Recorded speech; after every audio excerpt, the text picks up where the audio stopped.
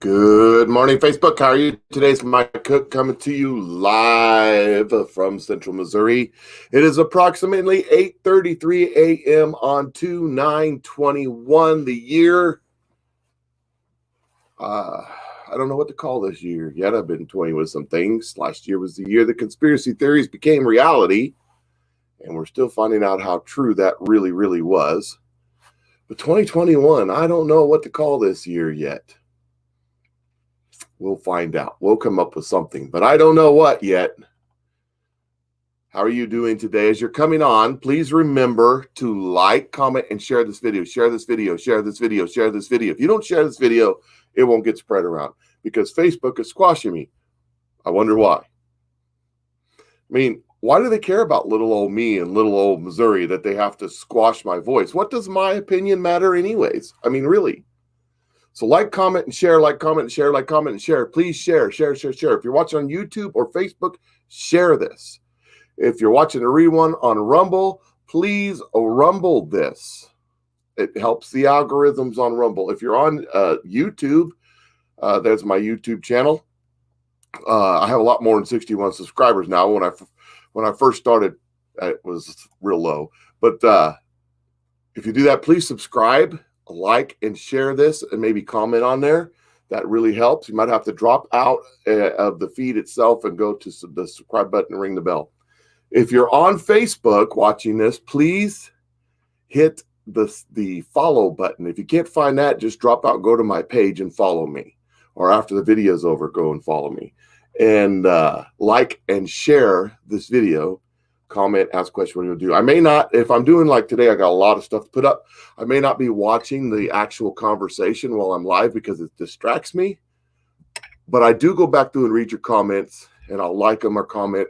You know, I do appreciate everybody on here commenting and all the stuff that they say and from around the world. I do appreciate it. So I do pay attention. So here's my Rumble account. Go over there.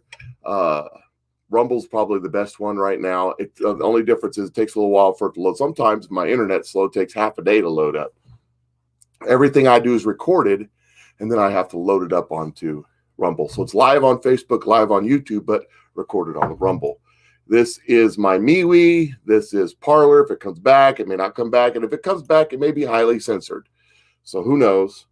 I'm on the Gab. I'm on the Telegram. I got to get them slides on here. I haven't done it yet. So maybe someday.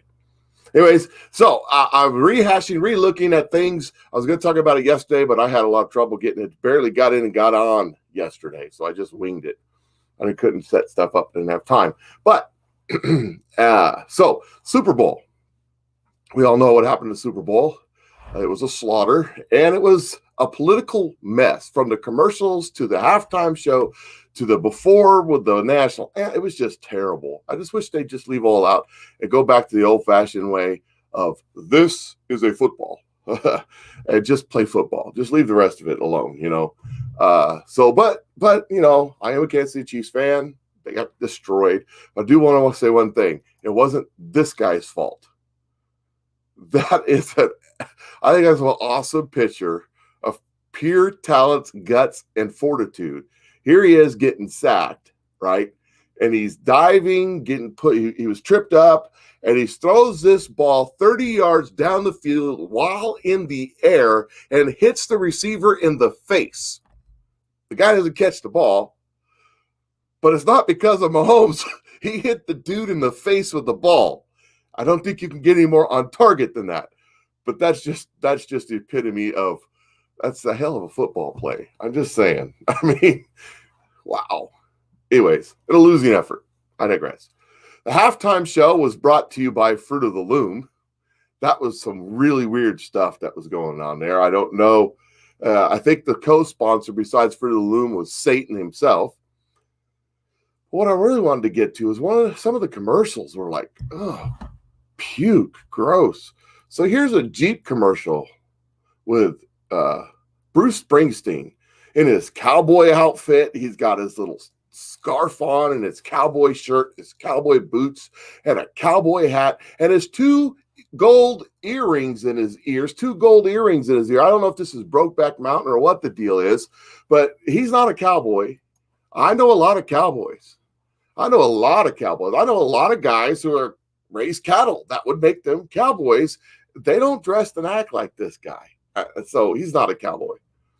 But he's out there trying to say the American dream, and he talked about how we need to come together in the middle, and there's this little church in the middle of the country, and we need to, left and right, we need to come together, we need to sing Kumbaya, we need to hold hands and be at peace with each other. After 4 years of this guy in particular telling us how horrible us deplorable right-wing hypocrites from Alabama with our guns and our Bibles are, now we have to come together in peace.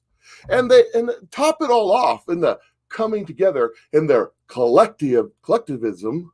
Thanks, Jeep, for selling us out, by the way. Really appreciate it. They end it with this. The reunited States of America with a big red star. Where have I seen that star before? Let's see. Oh, yeah. There it is. How about that? Kind of looks familiar, doesn't it? Huh. Well, Mr. Bruce Springsteen, born in the USA, I don't agree with you. America is about rugged individualism and the arena of ideas, where we duke out our ideas in an open arena, fair exchange, where we can argue back and forth but still be brothers.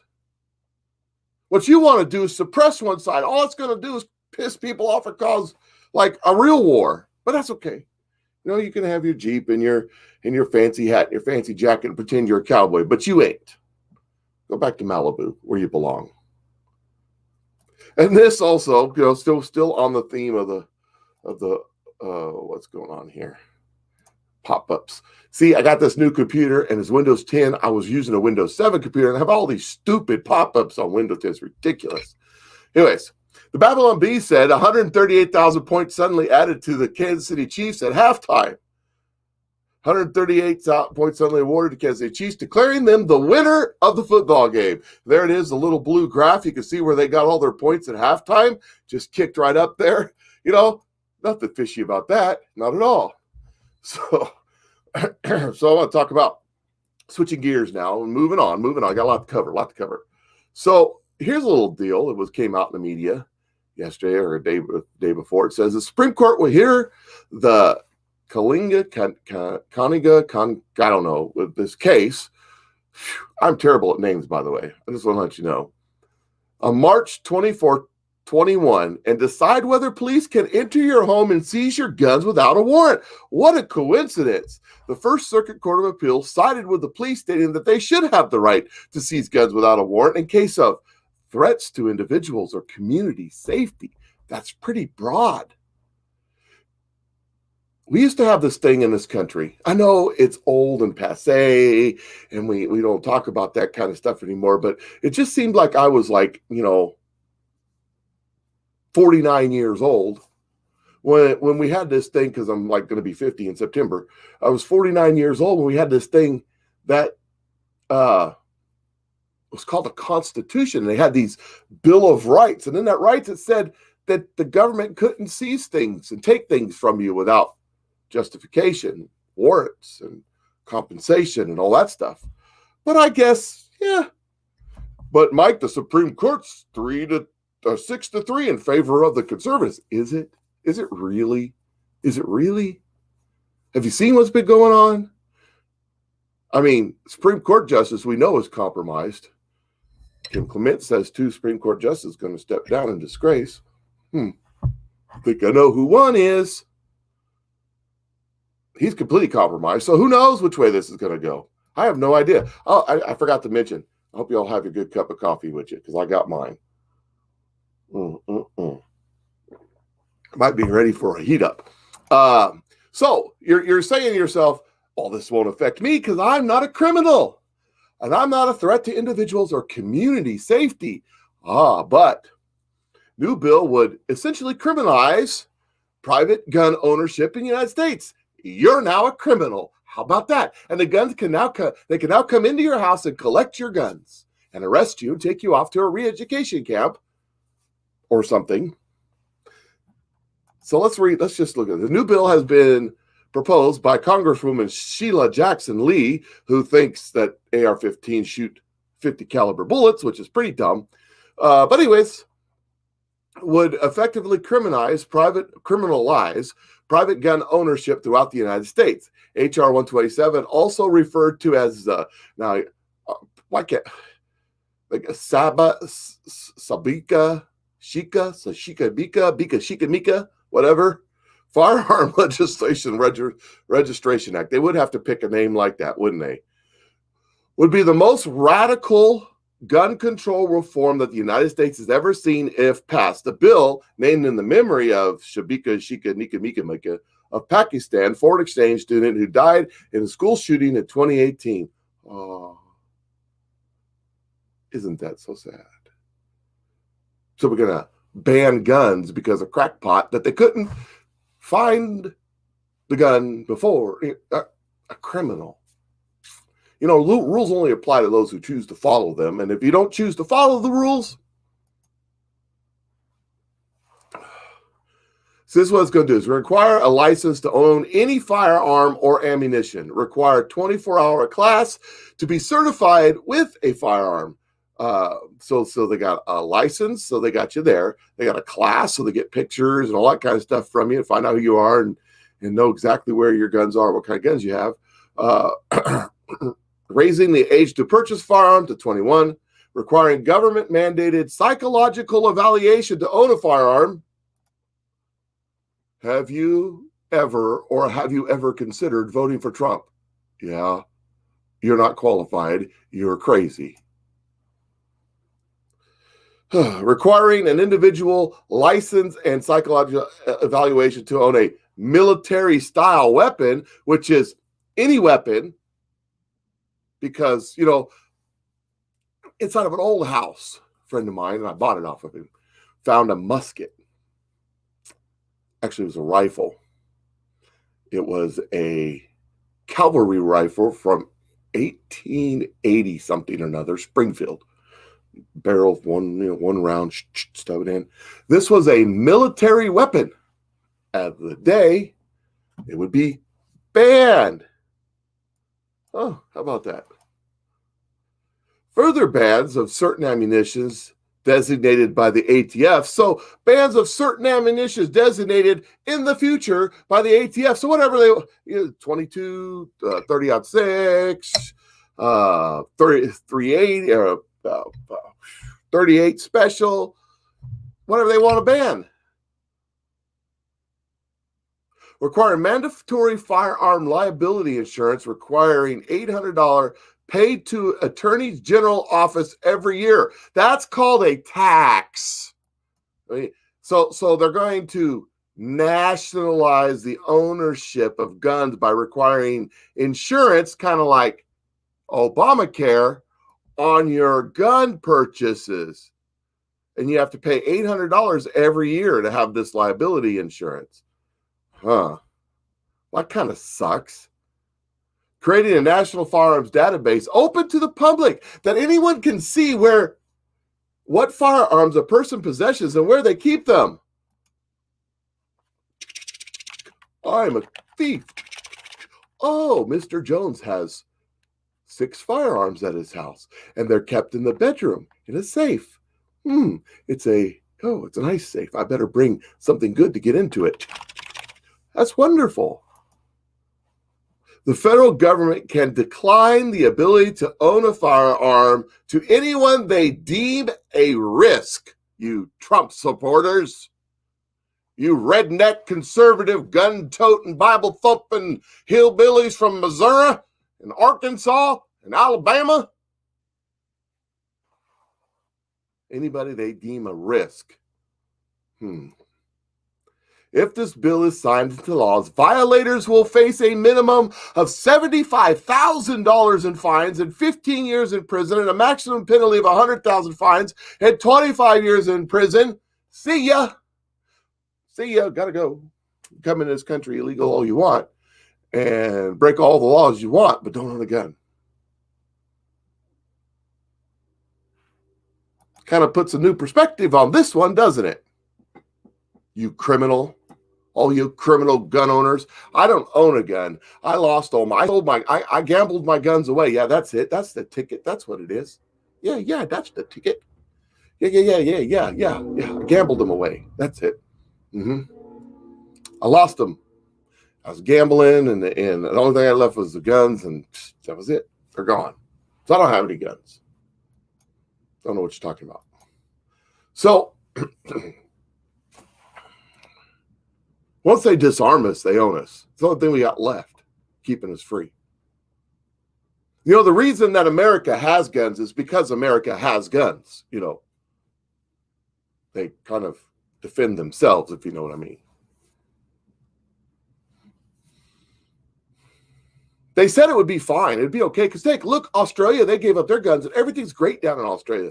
They don't have any lack of freedom or anything. Well, moving on from that subject, let's talk about today. The hearings are supposed to start, and there was a conversation put out by PJ Media about all the video evidence of these politicians talking about violent things and calling out the violence, celebrating the violence that happened over the summer, all the stuff. And they asked the Trump team about their strategy. So let's just take a look at this right here. There's a lot of tape of cities burning and courthouses being attacked and federal agents being assaulted by rioters in the streets, cheered by the Democrats throughout the country. And many of them in Washington used really the most inflammable rhetoric that's possible to use. Castor pointed out before noting that Democrats were not accused on inciting that violence. Yet Trump is on a videotape stating clearly that he wanted people to march peacefully to the Capitol. You better be careful what you wish for, Castor said to the Democrats. Democrats plan to use a video of Trump as evidence of inciting violence at the U.S. Capitol on January 6th. And Ingram asked Castor if he would be a dueling video, if there would be dueling videos showing Democrats in Congress calling for political violence. He says, will you respond with Maxine Waters and a number of other Democrat officials not speaking out about the Antifa and other extremist rallies over the last summer? Ingram asked. I think you could count on that, Castor said. If my eyes look a little red to the viewers, it's because I've been looking through, a lot of video over the last several days.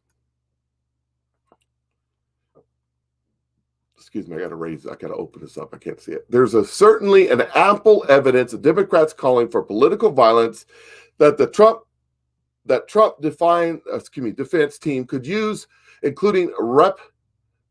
Anaya Presley. I think that's how you say her name.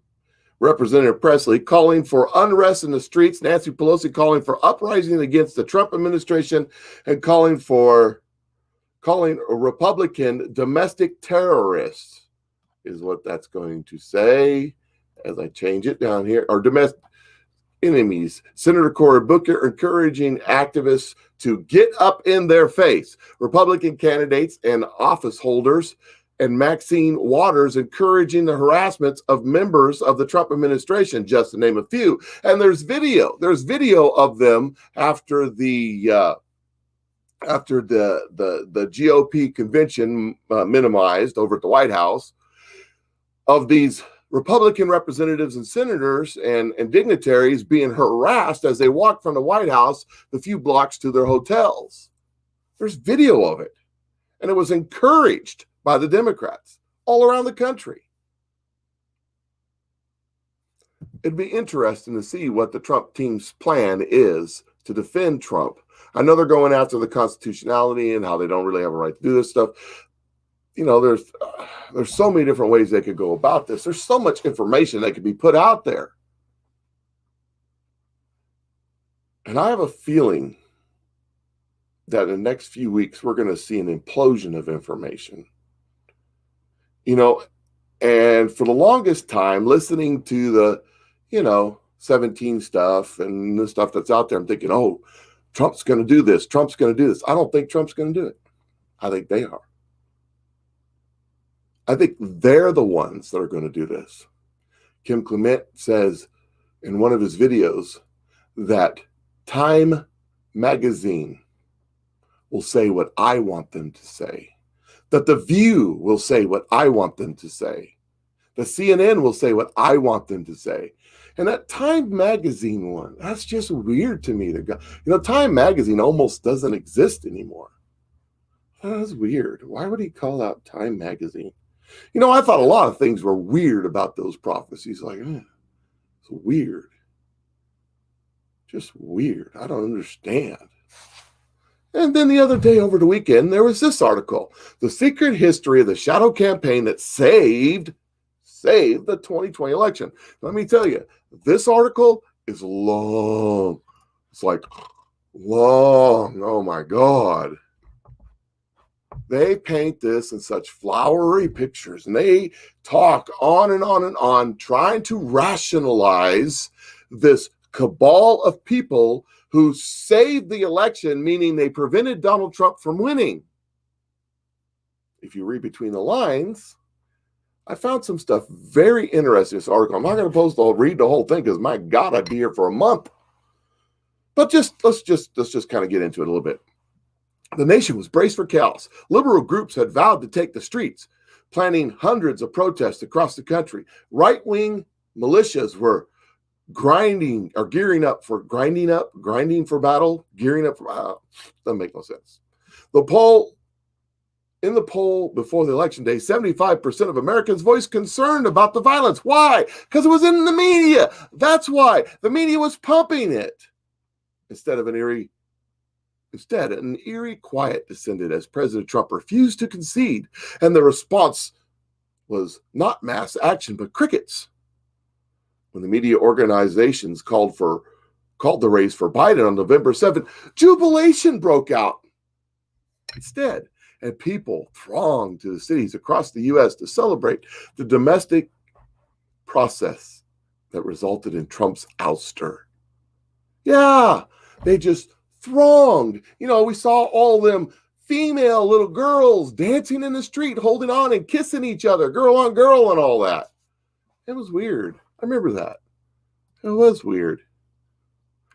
Now, Trump was saying that there was a cabal that was trying to steal this election. And they said, in a way, Trump was right. I'm skipping some there. I sum up, 30 paragraphs.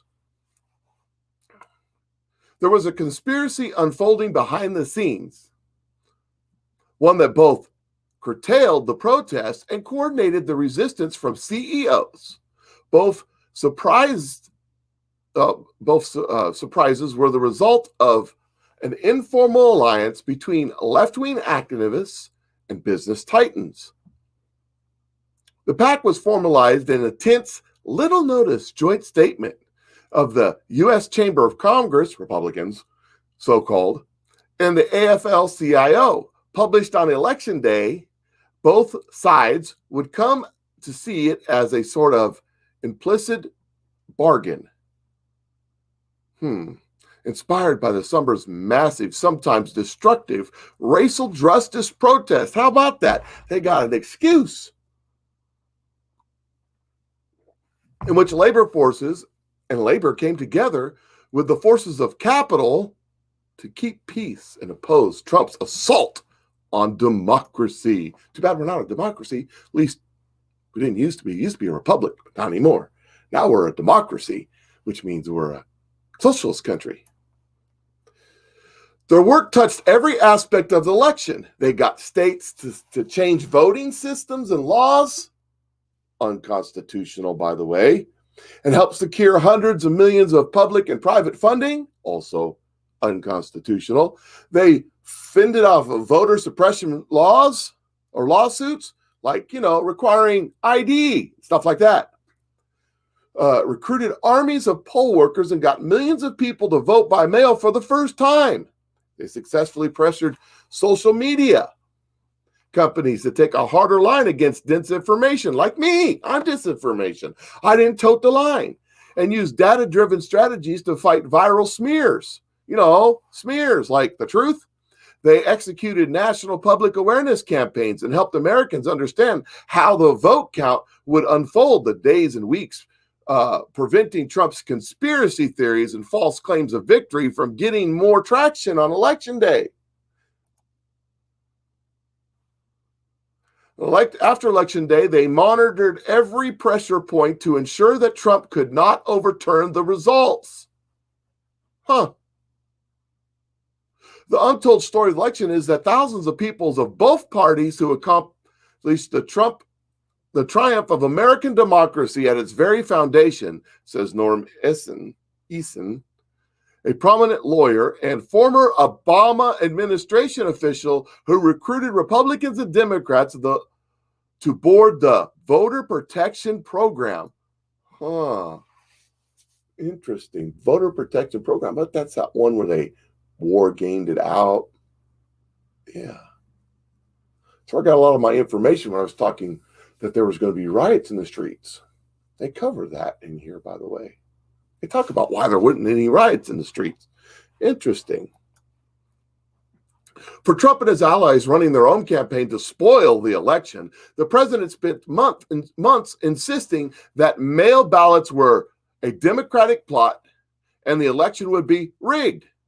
His henchmen, see, I'm a henchman, you're a henchman, we're conspiracy theorists, we're liars, Trump's a liar. This is the way they're going with this. At the state level, sought to block their use, while lawyers brought dozens of superiorlists, I can't even say that word, suits to make it more difficult to vote. And enters, why do I gotta use big words for this retarded guy? I apologize. Not enough coffee today. The GOP's leg of his suppressive tactics. Before the election, Trump plotted to block a legitimate vote count. He plotted to block a legitimate vote count. Do you remember Trump plotting to block anything before the election? Oh, he tweeted some stuff. And he spent the months following November 3rd trying to steal the election he lost with lawsuits and conspiracy theories, pressure on state and local officials to follow the Constitution. I know it's terrible following that damn Constitution. It gets in the way. And finally summoning his army of supporters on January 6th rally that ended in deadly violence at the Capitol. Only it turns out that that's not the case. What a quinkydink. This is the inside story of conspiracy. This is the inside story of the conspiracy. This is the inside story of the conspiracy. I just want to say that a few times to get what they're saying. To save the 2020 election. Save it from what? Save it from Trump winning. Based on access to groups' inner workings, never before seen documents, and interviews with dozens of those involved from across the political spectrum. It is a story of unprecedented, creative, and determined campaign whose success also reveals how close the nation came to disaster. Meaning how close the nation came to Trump winning, not Biden. That's why the participants want the secret history of the 2020 election told. We want to brag about how we did this.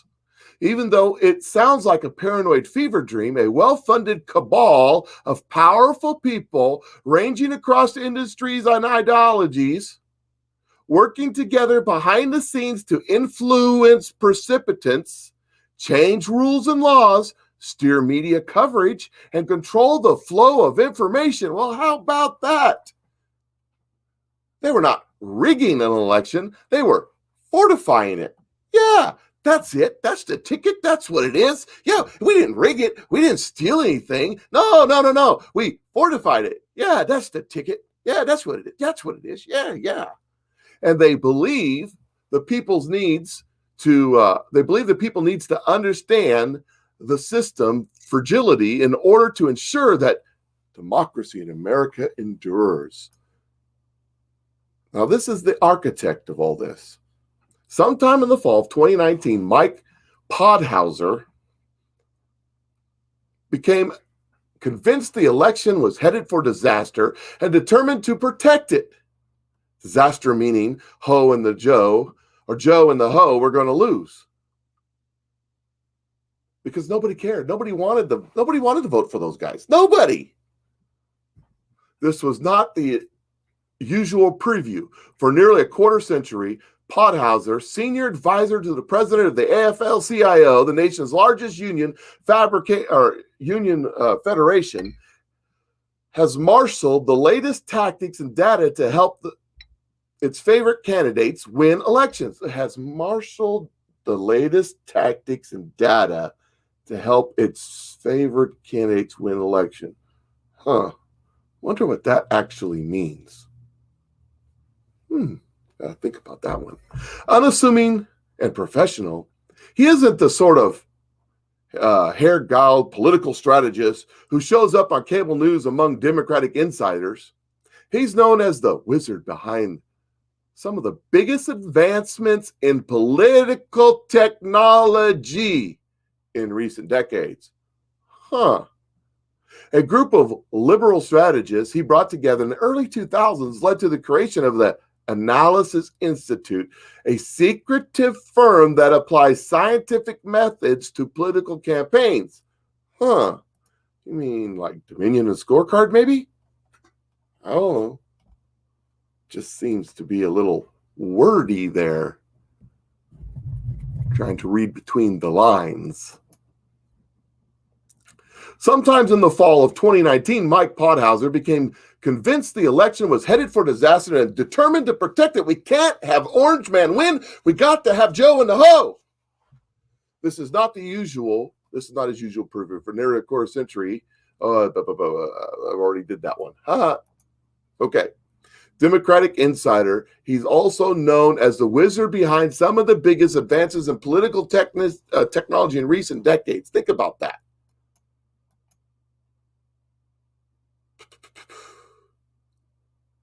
I already read this one. Okay. The Liberal Alliance gathered for an 11. Now think about. Okay, let me back up here. You remember on election night, sometime in the middle of the night, they froze the election. They stopped counting. We got to stop counting. There's a water leak in Atlanta, so let's shut down in 7 states. So they stopped counting, and then when you woke up in the morning, there was Biden won. Okay. Listen to this with that in mind. The Liberal Alliance gathered for 11 p.m. Zoom call. Hundreds joined. Many were freaking out.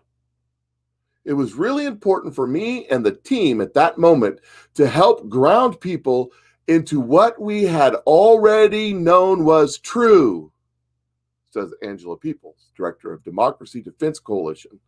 Podhauser presented data to show the group that victory was in hand. At 11 p.m., it was not looking good. Trump had a lead in every one of these states by the hundreds of thousands of votes. When we wake up in the morning, victory was in hand for Joe Biden. How'd that happen? At 11 p.m., they were on a call, freaking out. While he was talking, Fox News surprised everyone by calling Arizona for Biden. The public awareness campaign had worked. The public awareness campaign made Fox News call Arizona for Biden?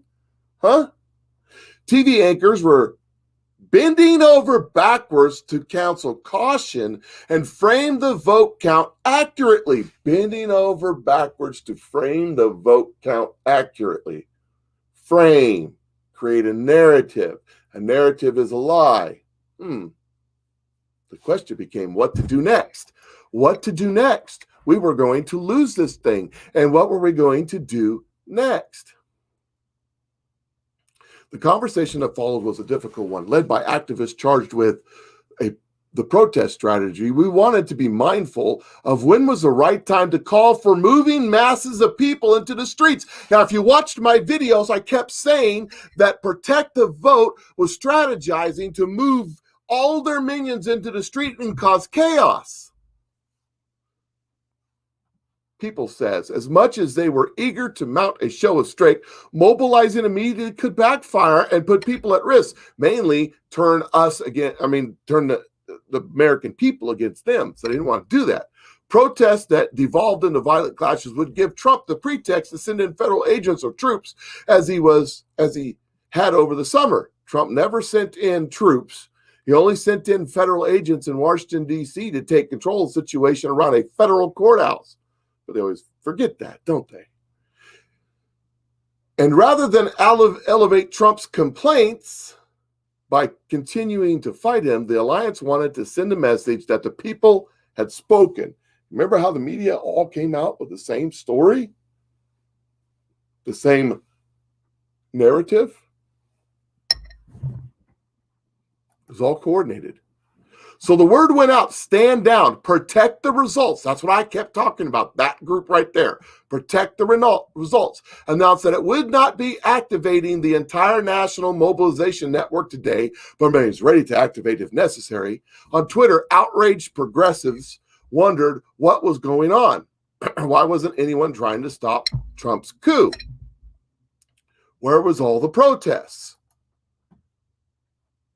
You see, they didn't want protests in the street. See, the protests in the streets were if Trump was able to pull this off like he did last time, with us American people overwhelming, which we did, their Dominion percentages that were pre-put into the program, that were switching the votes. I saw one the other day that there was a precinct that had a little tiny itty bitty precinct somewhere, had one vote in it. One vote, one. And that vote was assigned 75% or 78% to Biden and the rest to Trump. How do you split up one vote? Isn't that amazing? You see, they were afraid that we succeeded in doing that. That's why they had to stop counting so that they could assess the margins that they needed to overcome from the other counties in these specific counties, and then create the votes out of whole cloth, which is what they did. We have her on video counting multiple times. I mean, we have it on video. I mean, it's obvious.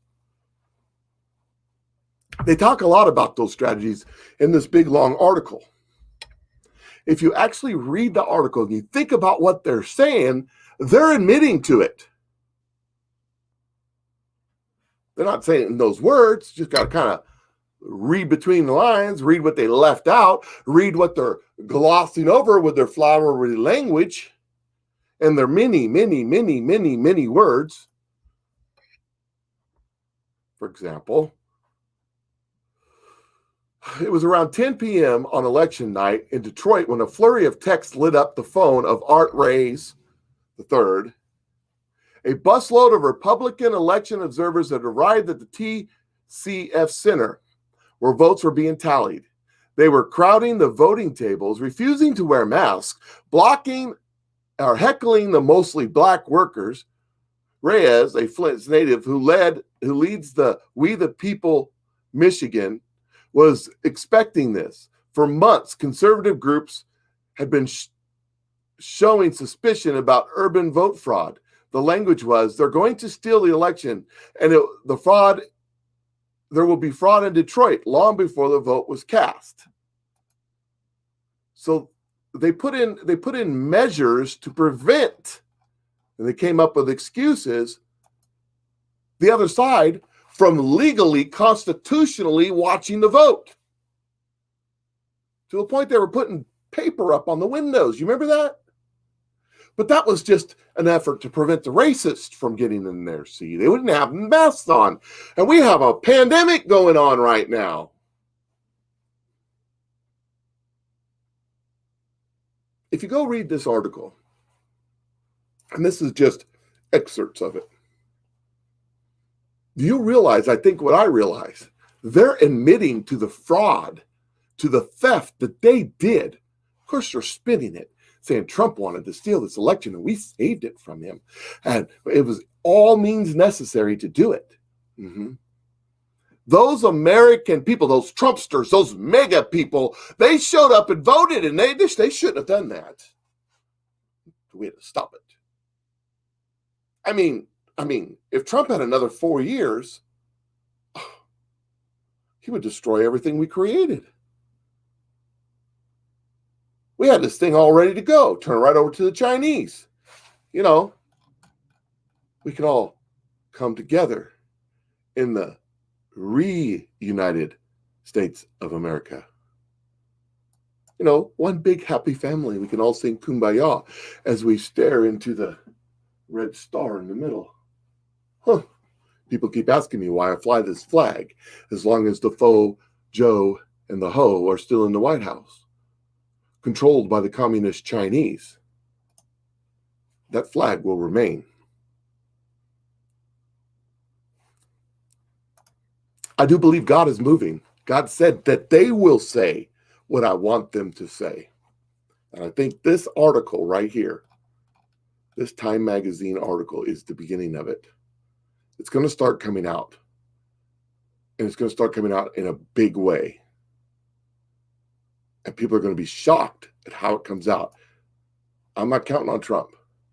I'm not counting on Q. I'm not counting on the military. I'm counting on God. You watch. It ain't going to be them doing this. It's going to be God. You watch. Mark my words. God's going to do something, and it's going to blow you away. And this is the beginning of it right here. Right here. Just wait and see. You guys have a great day. I'm going to jump off here. I've been on too long already. Let's see. Make sure you comment, like, share my videos. Make sure you go over to Rumble and like me and follow me over there. On the UB2Bs, go over there. On the Meeby Weebies, go over there. Make sure, if I'm not here, check YouTube, check Rumble. I might be over there. Because, you know, tomorrow they may tell me they don't like me anymore. Which is fine. It's kind of a badge of honor. You guys have a great day. Share my videos. Look. I was getting 10, 20, 30,000 views on every video on Facebook. Then they grounded me for a week, along with many of you guys, right around the same time, right around the time that, you know, all that stuff went down at the Capitol. We were all grounded at the same time. Isn't that interesting in the light of that article? I don't know why that is. But anyways, if you share my videos, it kind of spreads around because it won't spread organically. And I really appreciate it if you would. So you guys have a great day. I will catch you later. It is freezing cold in mid-Missouri, but spring is on its way. And there's supposed to be joy in spring. We'll see what happens.